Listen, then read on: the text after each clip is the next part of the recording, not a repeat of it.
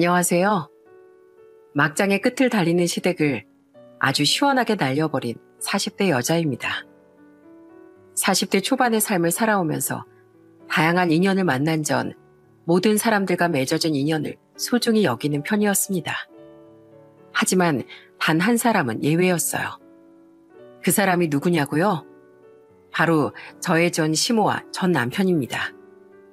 상상만 해도 구역질이 나오는 이 인간들과 지독한 인연을 어떻게 잘라내는지 지금부터 이야기를 시작해 보도록 할게요. 저는 일남 이녀 중 막내딸로 태어났어요. 아무 탈 없이 건강하게 성장한 언니 오빠와는 달리 저는 너무나도 몸이 약해 세상의 빛을 처음 보던 순간부터 자라는 내내 병치레를 해야 했고 부모님의 극진한 보살핌과 관심을 받아야 했어요. 피부도 약해 쉽게 염증이 생기거나 두드러기 같은 것이 올라왔고 알레르기를 가지고 있는 음식들이 많아서 항상 제가 먹을 음식은 어머니께서 따로 준비를 해야만 했습니다. 초등학교에 들어가기 전까지 제게 병원이라는 곳은 제2의 집과도 같은 존재였어요. 태어나 집에서 보낸 시간보다 병원에서 보낸 시간이 더욱 많았거든요. 항상 밥 먹듯이 입원을 하고 똑같은 치료를 받으며 힘들어하던 제게 간호사 선생님은 웃으며 이렇게 말씀을 해주셨습니다. 우리 현정이 어른 되면 엄청 건강해지려고 이렇게 자주 아픈가 봐.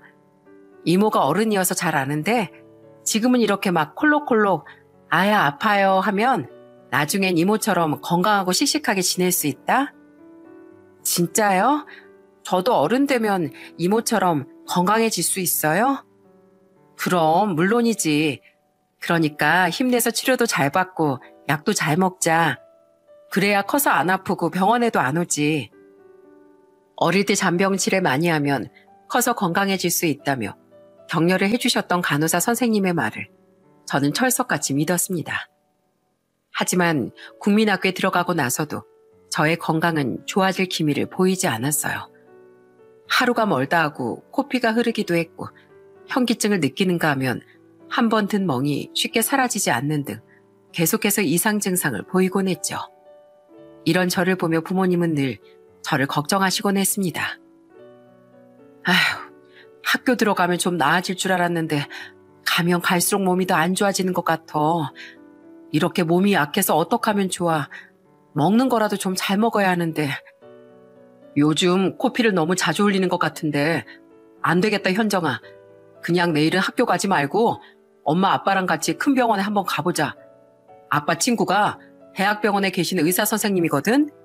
그러니까 우선 가서 현정이 몸에 다른 이상이 생긴 건 아닌지 검사해보자. 싫어. 나 내일 친구들이랑 학교 끝나고 문방구 앞에서 뽑기 하기로 했단 말이야. 지금 뽑기가 중요한 게 아니잖아. 너 맨날 이렇게 코피 흘리고 어지럽다고 제대로 걷지도 못하고 가끔 허리도 아프고 작게 부딪힐 때마다 계속 멍들어오고 이유는 알아야 할 거 아니야. 이렇게 보고만 있는 엄마랑 아빠도 힘든데 넌 안 힘들어? 불편하지도 않어? 여보, 왜 애한테 그렇게 말을 하고 그래, 무섭게. 현정아, 친구들이랑은 언제든지 또 놀 수 있으니까 내일은 그냥 엄마랑 아빠랑 같이 병원에 가보자. 어? 그렇게 저는 다음날 부모님을 따라 아버지 친구가 계시는 큰 대학병원으로 향했고 거기서 몇 가지 간단한 검사를 받았습니다. 그런데 검사 결과를 확인한 의사 선생님께서 심각한 표정으로 이런 말씀을 하시더군요. 이거 혈액 검사 수치가 너무 안 좋은데 혈소판 수치는 떨어졌는데 백혈구 수치가 너무 올라가 있어. 지금 검사한 걸로 확인했을 땐 소아 백혈병이 의심되는 상황이라 골수 검사도 같이 진행해보는 게 좋을 것 같아. 뭐? 백혈병? 그럴 리가. 다른 사람 검사 결과랑 헷갈린 거 아니야? 다시 한번 잘 봐봐. 백혈병이라는 게 아니라 그럴 수도 있다는 거지. 그러니까 검사를 좀 해보자는 거고. 그렇게 오래 걸리진 않을 거야. 만에 하나를 위해서니까 우선 추가 검사 받으러 가자. 추가 검사까지 진행한 뒤 정확히 내려진 저의 병명은 소아 백혈병이 맞았습니다. 한창 친구들과 추억을 쌓으며 뛰어놀아야 할 시기에 청천벽력 같은 진단을 받게 된 거죠. 백혈병이라는 병이 얼마나 어마무시한 질환인진 잘 알고 있었기에 부모님도 저도 그리고 뒤늦게 소식을 듣게 된 언니와 오빠도 절망에 빠지고 말았습니다. 그날부터 저희 가족의 일상은 저로 맞춰졌어요. 언니와 오빠는 학교가 끝나자마자 제가 있는 병원으로 달려와선 제 옆에서 저의 말동무가 되어주었고 부모님은 저의 힘이 돼주셨습니다. 치료를 받는 과정은 정말 고되고 지치고 괴로웠지만 그래도 옆에서 지켜보고 있는 가족들의 마음이 더욱 아프고 힘들 거라는 걸 알기에 아프다는 어리광조차 부리지 못했어요. 학교에 나가는 시간은 극히 적었고 병원에서 치료를 받으며 하염없이 창밖만 바라보는 날들이 늘어갔습니다. 소아암 병동에 있다 보니 아주 가끔 또래 친구들이 세상을 떠나는 모습을 지켜보기도 했는데 그 광경을 볼 때마다 무섭더라고요. 어른이 되고 싶었고 친구들과 함께 모여 추억을 쌓고 싶었고 무엇보다 가족들과 함께 행복하게 살고 싶었거든요. 아프다는 말 한 번 제대로 하지 못했지만 그런 생각이 종종 찾아올 때마다 부모님을 붙잡고서 살고 싶다고 죽는 게 너무 무섭다고 그렇게 약한 말을 내뱉곤 했습니다. 엄마, 나 살고 싶어요. 너무너무 살고 싶어요. 살아서 언니랑 오빠랑 엄마 아빠랑 같이 여행도 가고 싶고 맛있는 것도 먹고 싶고 친구들이랑 졸업사진도 같이 찍고 싶고 그냥 아무렇지 않게 웃으면서 살고 싶어요. 나 죽는 거 아니죠? 살 수 있는 거죠? 누가 너보고 죽는다고 했어. 누가 엄마 아빠 옆에서 그렇게 약한 소리 하래. 걱정하지 마. 우리 딸 살 수 있어. 우리 현정인 충분히 이겨낼 수 있으니까 그렇게 약한 소리 하지 마. 그리고 언니랑 오빠가 찾아오면 유일하게 부러웠던 것이 하나 있었습니다. 예쁜 옷을 입고 다니는 것과 민머리였던 저와는 다르게 머리숱이 풍성해서 묶고 다닐 수 있다는 거.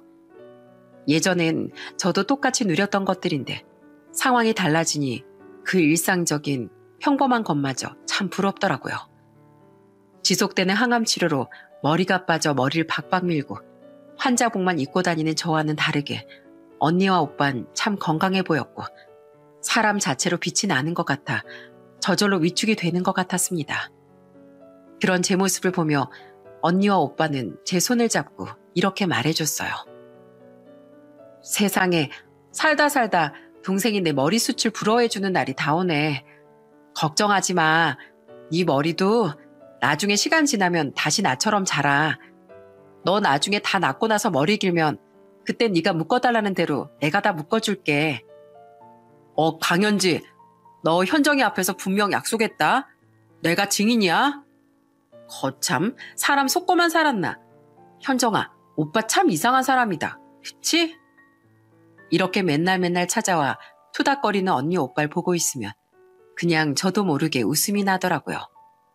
그리고 어느 날은 오빠가 제게 팔찌 하나를 끼워줬습니다.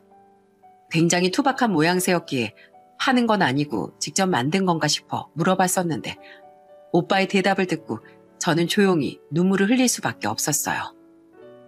학교에서 내가 직접 만든 거야. 너 빨리 낫게 해달라고. 이제 그만 아프고 우리랑 같이 아무 걱정 없이 건강하게 뛰어놀 수 있게 해달라고 기도하면서 만들었어. 소원 팔찌라고 이름도 붙였다? 내가 구슬 하나를 넣으면서 빌었으니까 효과 좋을 거야. 그러니까 빼지 말고 계속 끼고 있어. 알겠지? 이렇게 저 하나만을 생각하는 가족들 때문에 부정적인 생각이 들더라도 곧바로 마음을 다잡았습니다. 그렇게 저는 가족들의 사랑과 힘 속에서 이 악물고 고통스러운 항암 치료들을 모두 견뎌내고서 비로소 병을 이겨내고 어른으로서의 길에 한 발짝 발을 내디딜 수 있었어요. 평범한 일상을 누릴 수 있음에 감사하고 또 하늘이 내려주신 두 번째 삶의 기회라고 생각하면서 정말 하루하루를 열심히 살아갔습니다. 언니와 오빠는 좋은 대학에 들어갔고 그 모습을 보면서 나름의 탄력을 받은 전 고등학교 3학년이 되었을 무렵 수능 준비에 박차를 가했어요. 이미 병을 이겨냈지만 부모님께선 공부를 하는 저를 보시며 혹시라도 또 아프진 않을까 또 쓰러지진 않을까 노심초사하며 늘 제게 이렇게 말씀하셨습니다. 대학 안 가도 되니까 쉬엄쉬엄해. 엄만 그러다 너 또 쓰러질까 봐 걱정이다. 아이고 엄마, 나 정말 괜찮아. 내 몸은 내가 제일 잘 알고 제일 잘 컨트롤해. 그러니까 너무 걱정하지 마셔. 나 힘들면 쉬어가면서 하고 있으니까. 그렇게 저는 건강도 지켰고 할 것도 다 해가면서 정말 열심히 학창 시절을 보냈습니다. 그리고 수능 성적 또한 나쁘지 않았기에 언니와 오빠를 따라서 좋은 대학에 진학할 수 있었죠. 언젠가 창문을 바라보며 어른이 될 수 있을까? 나도 남들처럼 평범한 직장을 다니면서 일상을 얘기할 수 있을까? 그렇게 생각했던 게 엊그제 같은데 자라서 대학생이 되다니 정말 꿈만 같더라고요. 그로부터 5년이라는 시간이 흐르고 저는 은행원으로 취업을 하게 됐습니다. 혈액암에 걸려 한치 앞의 미래도 내다볼 수 없을 정도로 불안했던 제가 어른이 되어 버젓한 직장까지 가지게 되니 집에선 두말할 것 없이 정말 진심을 담아 기뻐했습니다. 그리고 이제는 제가 아프지 않으니 집에도 어느 정도 여유가 생겼기에 부모님께선 그동안 계속해서 마음속으로만 품고 계셨던 한식당 장사를 시작하셨어요. 시간은 흐르고 흘러 30대 중반의 나이가 됐을 때쯤 저는 남편을 만나게 됐습니다. 남편을 처음 만난 그날은 비가 참 많이 내리는 날이었고 칠칠맞게도 버스에서 우산을 두고 내리는 바람에 직장까지 비를 쫄딱 맞으며 달려가야 했어요. 두고 내릴 게 따로 있지. 이렇게 비가 퍼붓는 날에 버스에서 우산을 두고 내릴 건 뭐람? 에라 모르겠다 싶은 마음으로 양손으로 머리를 대충 가리고 구두를 신고서 달려나가려는데 그때 누군가 옆에서 쓱 다가와 우산을 씌워주더군요. 우산 없으세요? 없으시면 같이 쓰고 가요. 네? 아니에요. 괜찮아요. 저 어차피 뛰어가면 금방이라서요. 저기 보이는 은행 건물 보이시죠? 저기가 제 직장이에요.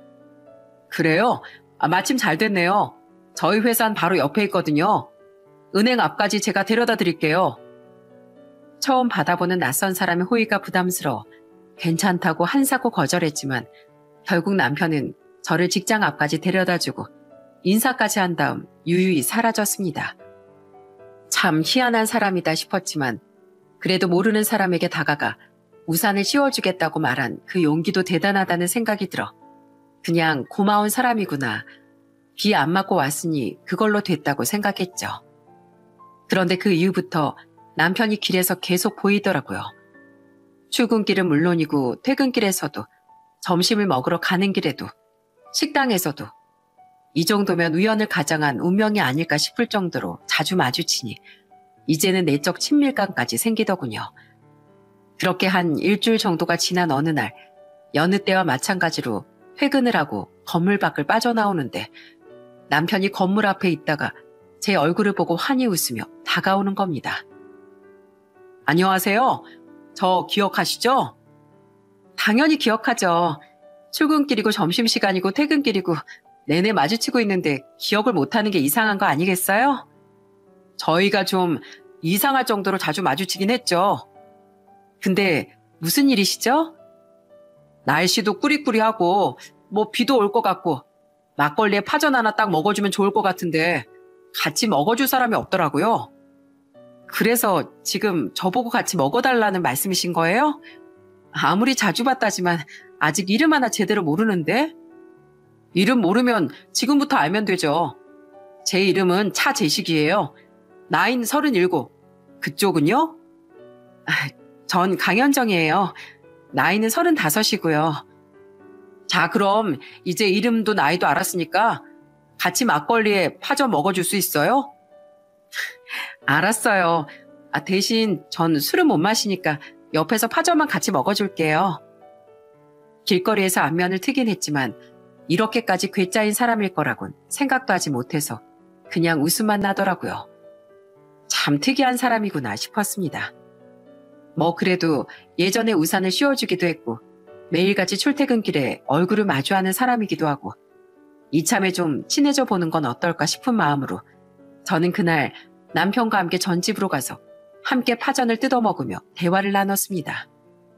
그 이후에도 저희는 퇴근 후 자주 만나서 같이 밥을 먹거나 카페를 갔고 그곳에서 고민 얘기도 하고 서로 속 터지는 직장 상사에 대한 얘기도 하면서 가까워져 갔어요.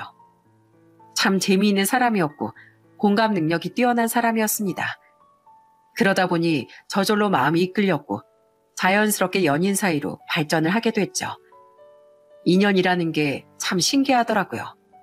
워낙에 말이 잘 통하는 사람이었기에 크게 싸울 일도 없었던 저희는 정확히 1년을 만난 뒤 결혼을 약속하게 됐습니다. 함께하면 더욱 재밌을 것 같고 더욱 의지가 될 것 같았거든요. 처음 가족들 앞에 소개시키는 자리에서도 남편은 그저 씩씩하기만 했습니다. 장인어른, 장모님, 처형, 형님, 앞으로 사이로서 잘 부탁드립니다. 아이고, 아주 남자답고 씩씩해서 좋구만 그래. 남자가 이 정도 기견이 있어야지. 그렇고 말고. 우리 현정이가 어렸을 때 몸이 많이 아팠어. 그래서 지금도 사실 좀 불안해. 좀 아프고 힘들어할 때마다 자네가 옆에서 잘 챙겨줄 수 있겠나? 물론입니다, 장모님. 그런 걱정은 안 하셔도 됩니다. 제가 아프면 옆에서 아주 지극정성으로 보살필게요. 가족들도 남편의 이런 모습을 보고 저를 믿고 맡길 수 있겠다라는 말을 하더라고요. 그런데 문제는 제가 시댁으로 처음 인사를 갔을 때였습니다. 아버님과 시누이는 정말 저를 온 마음 다해 반겨주셨는데 시모는 뭐가 그렇게 못마땅한지 저를 위아래로 쑥 훑어만 보고 콧방귀를 뀌면서 절 본체만지 하더라고요. 원래 장남을 가진 부모님들은 아들 장가 보내는 걸 그렇게 아까워한다는 소리를 어디서 들은 적이 있는 것 같아 시모도 분명 본인 아들 장가 가는 게 못마땅한가 보다 싶었습니다. 하지만 어떡하겠어요? 전 이미 남편과 결혼을 약속한 사이고 어차피 결혼하면 며느리가 되는 거고 자주는 아니더라도 명절 때마다 얼굴을 봐야 하는 사이가 될 텐데 피차 불편한 관계가 맺어진다면 미래가 불편해질 것이 뻔히 보였기에 저는 일부러 철판을 깔고서 더욱 밝게 인사를 드렸습니다. 안녕하세요, 어머님. 처음 인사드리겠습니다. 어머님이 소고기를 그렇게 좋아하신다고 하셔서 특별히 한우로 준비했어요. 마음에 드실지 모르겠네요. 그냥 인사드리러 오는 건데 뭘 그렇게 힘을 주고 찾아왔대? 이런 거 굳이 안 사들고 와도 되는데. 뭐 그래도 들고 온 성일 생각해서 고맙게 받을게요. 그렇게 제가 준 선물을 두고 식사 준비를 하는데 시모가 아버님에게 너무 막대하는 모습이 눈에 들어오는 겁니다. 수저를 똑바로 놓지 못한다고 타박을 하고 식구가 먹을 물을 떠오라고 시키고 그 모습을 보는 순간 이게 뭐지 싶은 생각이 들었지만 그래도 남의 집 분위기였기에 제가 뭐라고 할 말이 없더라고요. 식사를 하는 도중에도 밥이 코로 넘어가는지 입으로 넘어가는지 모를 정도로 많이 불편했습니다. 바로 맞은편에서 절 쳐다보는 시모의 표정 때문이었죠. 시모가 계속해서 불만이 가득한 표정으로 밥을 깨작거리니 결국 보다 못한 남편이 시모에게 물어보더군요. 엄마, 뭐 불편한 거 있어요? 아까부터 밥도 제대로 못 드시고 표정도 영 안 좋고. 아니 그냥 난 네가 좀 더 늦게 장가를 가거나 아니면 그냥 결혼 안 하고 계속 집에 살았으면 좋겠는데 굳이 결혼을 하겠다고 하니 엄마가 서운해서 그러지. 서운해서. 에이, 서운할 게 뭐 있어요. 엄만 아들이 노총각으로 늙어 죽었으면 좋겠어요 그럼? 뭐 그런 건 아니지만 그래도 아쉬우니까 그렇지. 괜히 우리 아들이 남의 집에 장가 갔는데 제대로 대접도 못 받고 살면 속상하잖아. 뭐 이를테면 직업 가지고 차별한다든가 장모가 구박을 한다든가 그런 일이 요즘 만연하잖아. 그게 걱정이어서 그러지 나는. 에이, 엄마 무슨 그런 걱정을 해. 다들 얼마나 잘해주셨는데. 그럴 일 없으니까 표정 좀 제발 푸셔. 엄마 얼굴 보고 있으면 잘 들어가던 밥도 목구멍에서 역류하겠어. 긴장돼서. 어차피 이제 우리 집 맏며느리 될 사람이고 또 사랑하는 내 와이프 될 사람인데 감정상에서 좋을 것 없잖아. 이때까지만 해도 남편이 참 듬직한 사람이구나 하고 생각했습니다. 굳이 언성을 높이지 않고서도 상황을 깔끔하게 중재할 수 있었고 또 나중에 결혼해서 시모와 부딪히더라도 본인만의 방법으로 잘 해결해 줄 수 있겠다 싶었죠. 그렇게 시모도 그날은 꼬리를 내렸고 저희의 결혼을 허락해 줬습니다. 무사히 결혼식을 올린 저희는 결혼한 지 1년 만에 사랑스러운 아들 한 명을 낳아 행복한 가정을 꾸릴 수 있었어요. 사랑스럽고 듬직한 착실한 남편, 나와 남편을 반반씩 닮은 예쁜 아들. 지금 이렇게 행복하려고 어릴 때 그렇게 아팠나 보다 싶은 생각이 들 정도로 즐거운 삶을 보내고 있었습니다.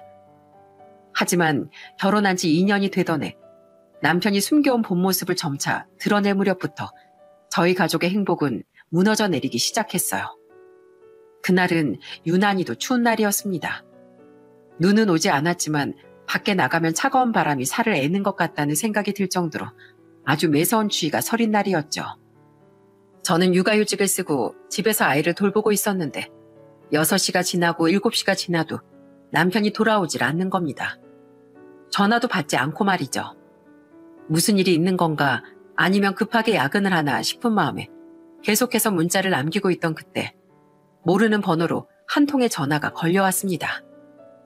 혹시 차재식 씨 아내분 되십니까? 네, 맞는데요. 누구세요? 아, 여기 경찰서입니다. 차재식 씨가 지금 음주운전에 음주 측정 거부로 지금 현행범으로 체포가 되셔서요. 일단 서로 좀 와주셔야겠습니다. 그 전화를 받는 순간 심장이 저 아래로 푹 꺼지는 듯한 기분이 들더군요. 음주운전에 음주 측정 거부라니 이게 무슨 일인가 싶어 전 아이를 얻고 급히 경찰서로 달려갔습니다. 그리고 그곳엔 술이 잔뜩 취한 채로 의자에 새우 자세로 누워서 잠꼬대를 하고 있는 남편이 있더라고요. 그 모습을 보고 어찌나 기가 막히던지 헛웃음이 날 정도였습니다. 저는 그런 남편을 발로 뚝뚝 건드려 깨웠고 몇 번 건드려 깨우니 개슴칠에 눈을 뜨고서 제 얼굴을 보고 환히 웃으며 이렇게 말을 하더라고요. 아이, 우리 예쁜 마누라 왔어? 아, 여기가 어디지? 왜 이렇게 사람이 많아? 야, 음주운전이라니 대체 무슨 짓을 한 거야? 여보, 내가 미안해. 내가 퇴근하고 친구들이랑 딱 한 잔만 마시려고 했거든. 근데 어쩌다 보니까 2병을 넘게 마셔버렸네. 그래서 딱 대리기사를 불렀는데 이것 봐라. 기사가 안 오네. 그렇게 그 자리에서 하염없이 기다려도 안 오는 거야. 그래서 에라 모르겠다. 안 걸리겠지 하는 마음으로 이렇게 딱 운전대를 잡았는데 걸려버렸어. 근데 뭐 어쩌겠어. 이미 걸렸는데. 당신 술 깨고 나서 보자. 그리고 나서 자세한 정황을 알아보니 다행히 인명피해가 있진 않았더라고요. 초범이지만 음주운전이었기에 벌금이 정말 어마무시했고 벌금의 액수를 듣는 순간 정말 미쳐버리는 줄 알았습니다. 안 그래도 아이가 있었고 또 한 달에 나갈 돈만 해도 수두룩한데 벌금이라는 치명타까지 맞으니 머리가 다 아프더라고요. 그리고 다음날 남편은 본인이 음주운전을 했는지조차 기억을 하지 못했습니다. 그저 아픈 머리 부여잡고 술 냄새를 풀풀 풍기면서 아이고 머리야만 반복할 뿐이었죠. 저는 그런 남편을 향해 펜과 종이를 내밀면서 이렇게 말했습니다. 당신 어제 음주운전 전과 1범 거 알아? 뭐? 음주운전? 내가? 당신 1시간 내내 빨래방망이 두드리듯이 두들겨 맞아도 할 말 없어. 됐고 당장 여기에 각 썼어. 앞으로 죽을 때까지 술 먹고 운전대 잡는 일 만들지 않겠다. 혹시라도 술 약속이 잡히게 되면 차는 꼭 집에 두고 대중교통 이용하겠다고. 이 약속 지키지 않으면 그땐 바로 이혼 도장 찍어도 할 말 없는 걸로. 그래. 당연하지. 내가 지금 바로 각서 쓸게. 남편은 황급히 펜을 꺼내들며 제가 말해준 내용들을 받아 적었고 저는 그 각서를 액자에 고이 넣어서 거실 제일 잘 보이는 곳에다가 걸어뒀습니다. 그런데 술로 인한 사고는 이게 끝이 아니었어요. 그 일이 있은 후 얼마 지나지 않아 경찰서에서 또 한 번 연락이 왔는데 이제는 폭행 전과까지 플러스가 되게 생겼더라고요. 음주운전을 하지 말라고 했더니 술을 퍼마시고 주먹 다짐을 해서 경찰서에 잡혀간 것이었습니다. 진짜 반쯤 정신이 나가버릴 것 같았지만 우선 아이를 데리고 경찰서로 향한 저는 벌어진 모든 광경들에 할 말을 잃고 말았어요. 셔츠 단추는 몇 개가 뜯어져 있고 넥타이는 다 풀려서 아주 그냥 소리를 고래고래 지르며 난동을 피고 있더라고요. 야, 너 일로 안 와? 어? 네가 일을 그따위로 하니까 만년 대리나 달고 있다고 한 건데 그게 뭐가 잘못됐냐? 어? 내가 뭐 틀린 말 했냐고?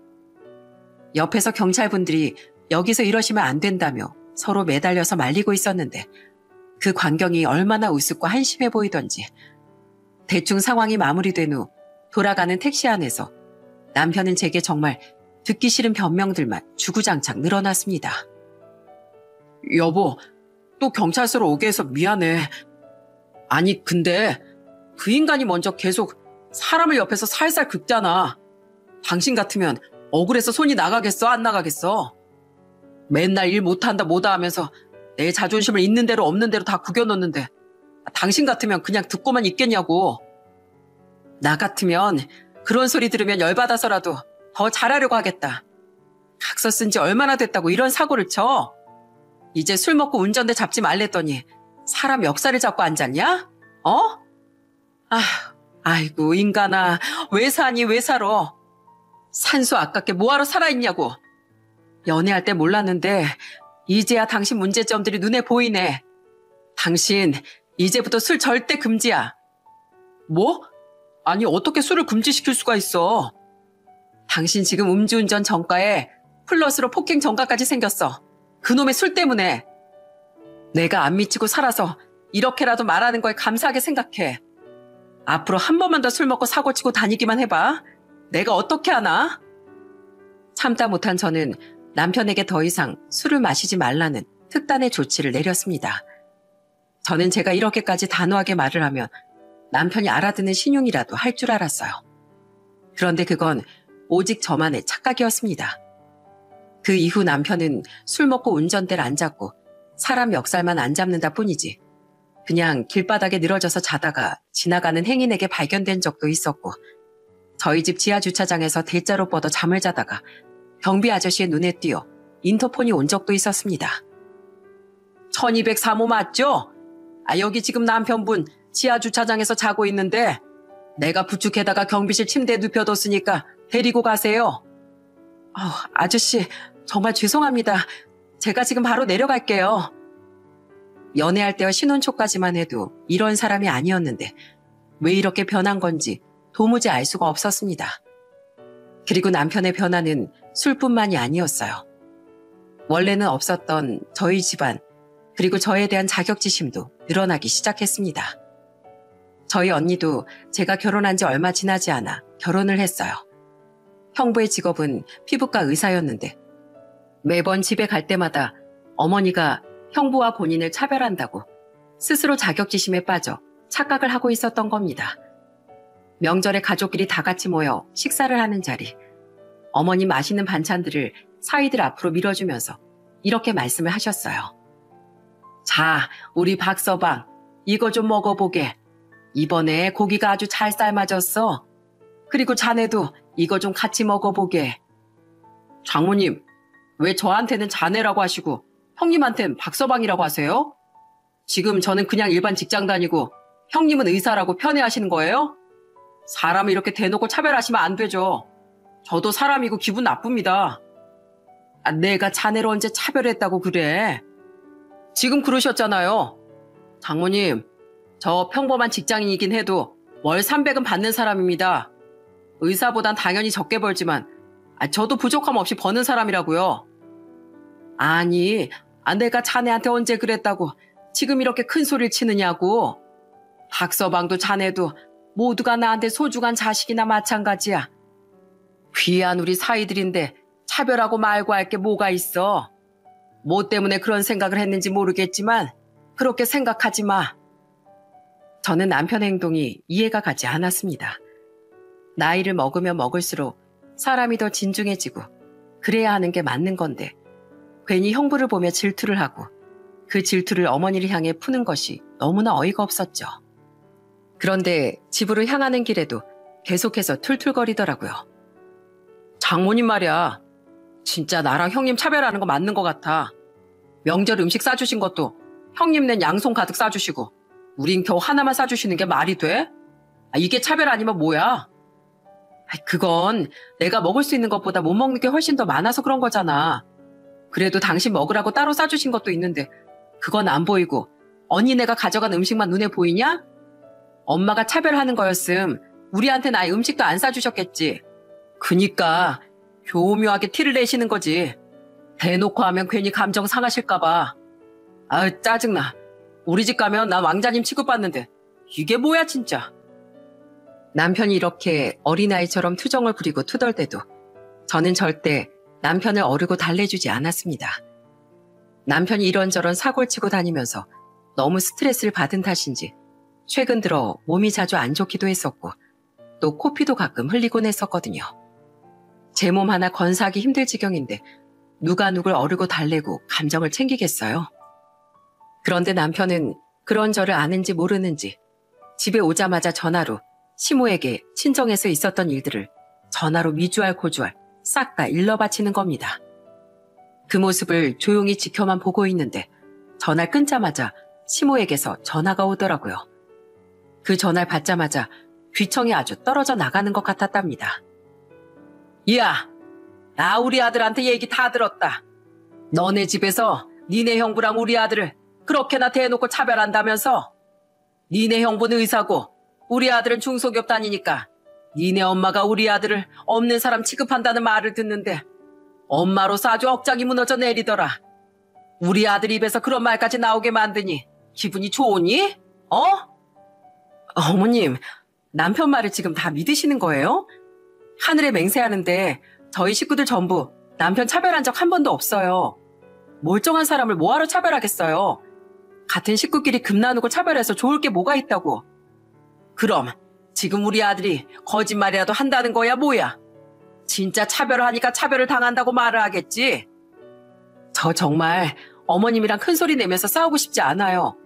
그런 적 없다고 말씀드리고 있는데 왜 아들 말을 믿으시고 제 말을 안 믿으시는 거예요? 니네 식구들이 우리 아들한테 대접을 해주는 게 영 시원찮으니까 이러는 거 아니야?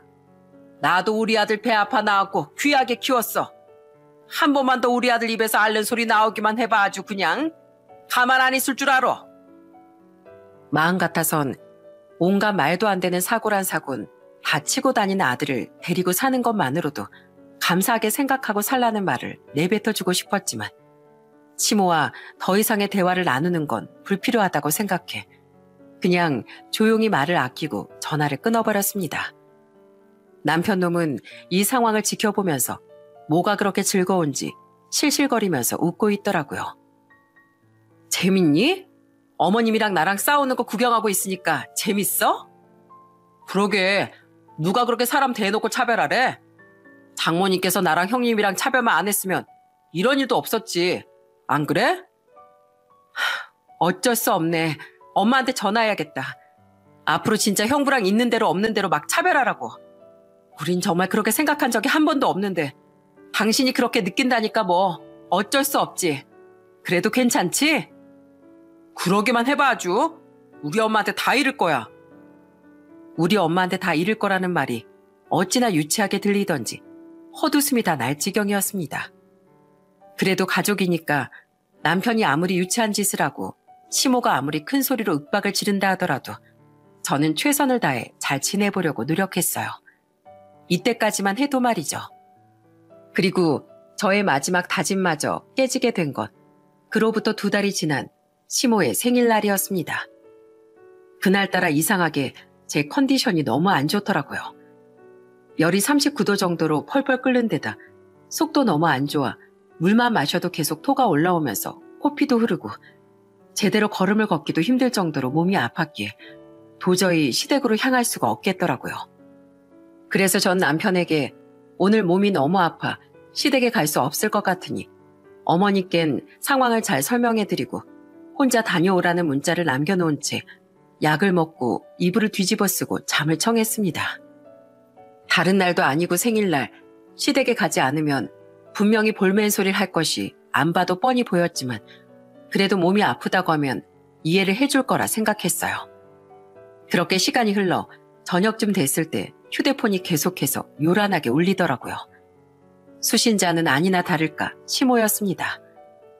처음엔 싸울 힘도 없고 컨디션도 너무 좋지 않아 전화를 받지 않았지만 받을 때까지 전화를 걸 심산인지 계속해서 휴대폰이 울리던 탓에 결국 저는 전화를 받았어요.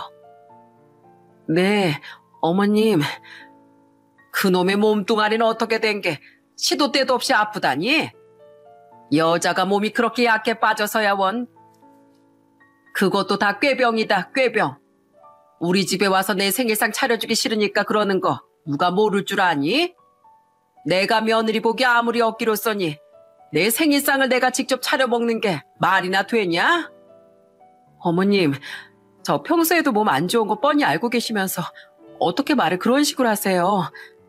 저는요, 어머님이 저 마음에 안 들어 하시고 싫어하셔도 어머님이랑 잘 지내보려고 정말 많이 노력했어요. 그런데 지금 이 소리 들으니까 어머님이랑 잘 지내고 싶은 마음까지 이제 싹 사라지네요. 다른 집 시어머니들은 며느리가 아프다고 하면 병원부터 데려가 보려고 난린데 꾀병이요? 네, 어머님이 꾀병이라니까 꾀병인가 보네요. 시어머니 생신상 차려드리기 싫어서 꾀병 부리는 며느린 이만 전화 끊겠습니다. 더 이상 목소리 듣고 싶지도 않으니까 전화하지 마세요. 아픈 와중에도 힘겹게 전화를 받은 걸 후회했습니다. 차라리 계속 전화를 받지 말 걸 하고 후회가 되더군요. 그렇게 있는 힘껏 내지르고 전화를 끊으니 예상과는 다르게 더 이상 전화가 걸려오진 않았습니다. 그로부터 1시간 정도가 지나고 저희 어머니에게서 전화가 걸려왔어요. 예, 너 아프다면서? 몸은 좀 괜찮니? 많이 안 좋아? 어떻게 알았어? 야, 네 시어머니가 나한테 전화 왔더라. 이놈의 여편네가 뚫린 입이라고 주둥아리 마음껏 함부로 놀리길래 내가 아주 눈물 쏙 빠지게 작사를 내버렸다. 뭐? 그게 무슨 말이야, 엄마? 그 여편네가 나한테 뭐라고 했는지 아니?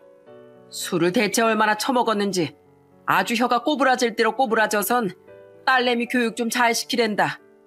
어른하고 전화를 하는데 함부로 소리 지르고 전화를 막 끊는다고. 가정교육을 발가라고 시켰냐고. 너 보고 건방지댄다. 싹수가 아주 노랗다고. 근데 되도 않은 여편네가 내 딸 욕을 하는데 내가 가만히 듣고만 있겠니? 엄만 뭐라고 했는데? 그래. 너 말 한번 잘했다. 우리 딸내미 가정교육 손가락 발가락 다 써가며 시킨 거 너 어떻게 알았냐? 우리 집에 CCTV라도 달아놓은 줄 알았다. 불만 있으면 당장 우리 가게로 달려와. 아주 잘근잘근 갈아가지고 육회 비빔밥으로 만들어버린다고 했지. 엄마, 그런 말도 할 줄 알아? 뭐 요즘 애들 그런 말 많이 쓰더만. 그리고 나서 술 먹고 사고 친 것도 여러 번 해. 음주운전 전과 있지. 폭력 전과 있지. 당신이야말로 가정교육을 대체 어떻게 시켰으면 아들내미가 그 모양 그 꼴로 자랄 수 있느냐고. 술 먹고 운전하라고 가르쳤냐? 술 먹고 사람한테 손찌검하라고 가르쳤냐? 되도 않게 피해의식 가지고 장모한테 눈 똑바로 뜨고 대들라고 가르쳤냐?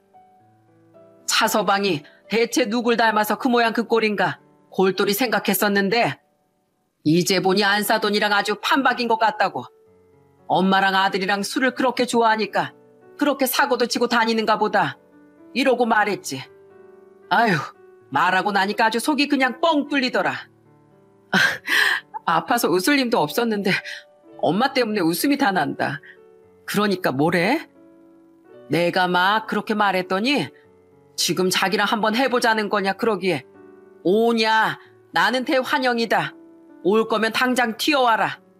우리 집은 비빔밥이 아주 명물인데 잘근잘근 갈아가지고 육회 비빔밥 고명으로 만들어버리려니까. 정옥이 그러면 내가 안 사돈 집으로 가? 오늘 생일이라며 가서 생일 기념으로 곱창 한번 다져줘? 이랬더니 아주 꼼짝도 못하더라고. 사실 저희 어머니는 제가 태어나기 전 외할머니와 함께 시장 일을 하셨다고 해요. 그래서 그런지 몰라도 절대 남들에게 지지 않는 타입이셨고 상대방이 먼저 시비를 걸면 찰지고 아주 대차게 욕을 한바탕 퍼붓는 분이셨죠. 평소엔 얌전하고 나긋나긋한 분이셨기에 시모가 어머니의 한 성격하는 부분까지 알 턱이 없었습니다. 그리고 말이야, 사람이 상도덕이라는 게 있으면 적어도 9시가 넘어서 술을 처먹고 전화하지 말아야지. 그리고 며느리가 아파서 누워있으면 걱정부터 하는 게 예의 아니냐고. 아무리 우리 딸한테 못해도 안 사돈 대접은 해주려 했는데 경우도 없고 눈치도 밥 말아먹고 격 떨어져서 살겠냐고. 뭐 더 할 말 있냐고 하니까 그냥 전화를 끊어버리더라. 잘했어, 엄마. 내 속이 다 시원하다. 걱정이다, 걱정이야. 계속 이렇게 살면 너 또 예전처럼 아플까 봐서. 괜찮아, 엄마. 우선 나도 생각할 게 있어서 전화 끊을게요. 그렇게 어머니와 전화를 끊자마자 딱 타이밍 좋게 남편이 집으로 들어왔습니다. 그런데 남편은 집에 들어오자마자 쿵쿵 소리를 내면서 안방으로 들어오더니 제게 냅다 소리를 지르더군요. 야, 오늘 우리 엄마 귀 빠진 날이었던 거 몰라? 장모님 진짜 너무하신 거 아니야? 나만 무시하는 걸로 성이 안 차신데? 어떻게 우리 엄마한테까지 그런 쌍스러운 막말을 할 수가 있어? 아까 전화 끊고 나서 엄마가 얼마나 울고불고 난리였는지 알기나 해? 내가 그래도 꼴의 장모라고 대접해주니까 아주 한도 끝도 없이 기어올라요. 남편의 말을 듣는 순간 저는 이성을 잃고 남편에게 다가가 따귀를 때려버렸습니다. 다른 건 몰라도 가족을 욕하는 건 정말이지 참을 수가 없더군요. 네가 사람이면 우리 엄마에 대해서 그딴 식으로 말 못해. 우리 엄마가 너랑 결혼하고 나서 그래도 네 체면 좀 살라고 백화점 명품 브랜드로 구두 바꿔주시고 명절에 당신 올 때마다 당신 바지 뒷주머니에다가 30만 원 찔러 넣어주시고 당신 상관이랑 술 먹고 주먹 다짐했을 때 상대방한테 합의금 물어주는데 보태라고 200만 원 주신 것도 우리 엄마야. 당신 엄마가 아니고 우리 엄마라고. 자나깨나 당신 잘 지내고 있는지 걱정한 게 우리 엄만데 뭐? 꼴에 장모라고 대접해줬더니 기어오른다고? 내가 봤을 때 넌 사람 아니야. 집에서 기르는 강아지도 당신보다 은혜를 더 잘 알겠다. 야, 대한민국 장모들은 원래 사위한테 그 정도는 해주는 거야. 그게 뭐 그렇게 특별한 일이라고. 아, 그래? 그럼 그렇게 사위 모시고 사는 장모 새로 만나서 잘 살아봐. 난 이제 당신이랑 더 이상은 못 살겠으니까. 남편은 당시 술에 많이 취해 있었기에 제가 그냥 지나가듯 던진 말인 줄 알고 콧방귀를 뀌더라고요. 하지만 저는 진심이었고 그 말을 내뱉은 다음날 곧바로 남편을 데리고서 이혼 신청을 하러 가정법원으로 향했습니다. 그런데 이혼이라는 게 그냥 서류만 쓴다고 후딱 처리가 되는 게 아니더라고요. 아무래도 어린아이가 있다 보니 숙려기간이라는 걸 거쳐야 하고 또 이혼을 할지 말지에 대해 영상도 시청을 해야 했습니다. 3개월 동안의 숙려기간, 저는 조금도 마음이 변하지 않았어요.